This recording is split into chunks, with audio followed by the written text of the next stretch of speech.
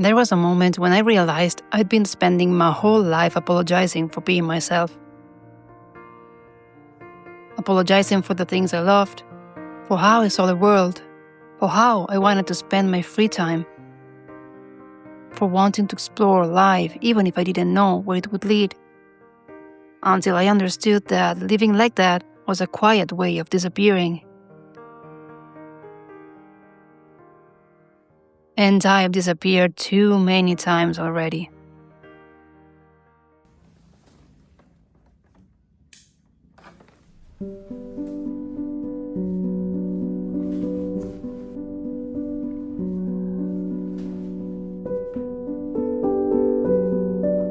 It's been 2 months since I arrived in Bali.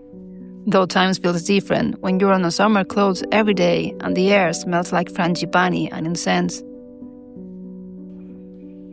It feels like just yesterday that I made the decision to start this journey and left the casita behind. It's funny how life twists and turns, right? I can barely remember the cold now, or the loneliness, or even my sofa.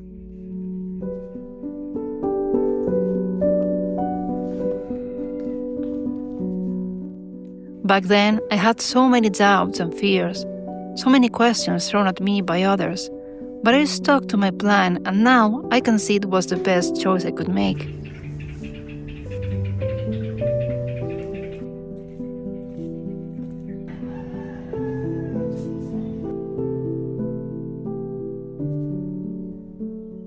But it hasn't always been like this.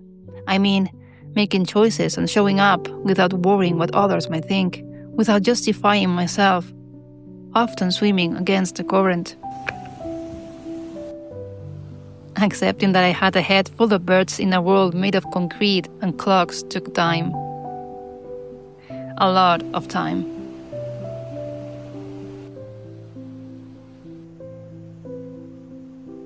I remember those early days in uniform, especially at the beginning, when I kept my love for drawing a secret. In fact, I erased it completely from my life for years. I pushed aside every dream I had of making beautiful things, of writing books, of designing t-shirts, because, artists are starving dreamers and you've got a stable job for life, don't be foolish.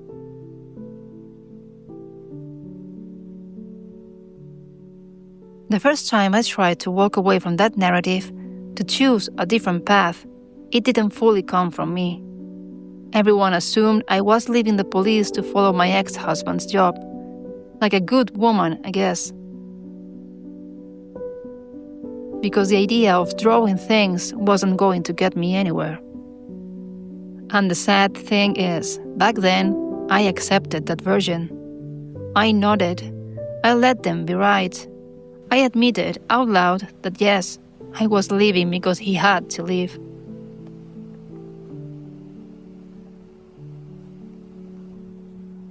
How many times have we said what others wanted to hear just to avoid judgment, to feel included, to avoid being too different, too much, too free?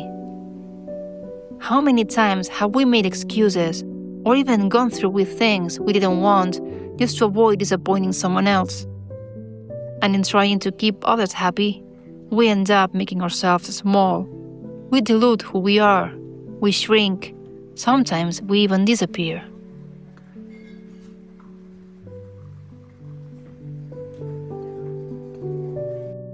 Trying not to disappoint others, we end up betraying ourselves. And isn't that much worse?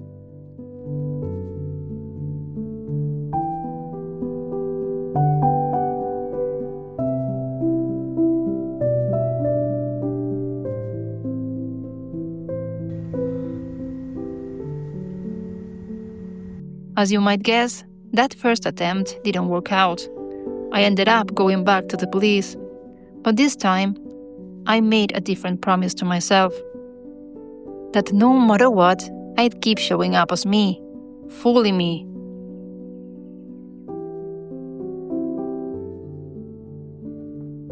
On my first night shift back, during a quiet coffee break, I took out my iPad and started drawing. But I didn't stop there. I started sharing my wild ideas, my dreams, my strange little fantasies with my coworkers. I stayed true to myself.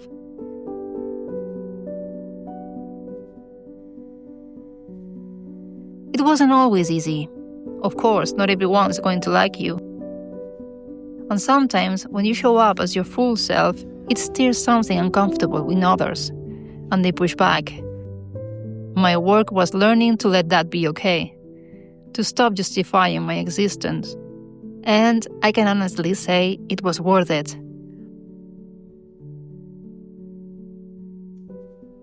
Not just because I felt freer, more accepted than ever, but because when I stopped hiding, I created real connections. So real that I know some of those people are watching this video right now. Practicing being true to myself day after day made it easier and easier to stop caring what others thought of my choices. Because at the end of the day, I was still me. And that's the one thing I never want to lose again. What about you? How many decisions have you put on hold just because you feared no one would understand them?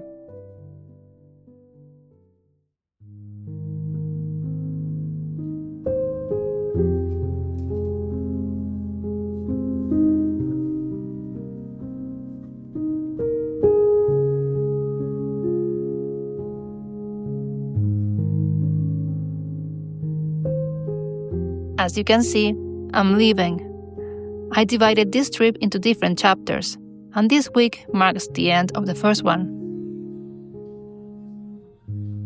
It's always bittersweet to move on, but that's the thing with growth.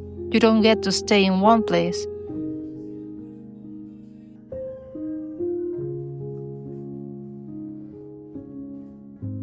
There will be a new location, new lessons, new experiences. Let's keep playing with life, shall we?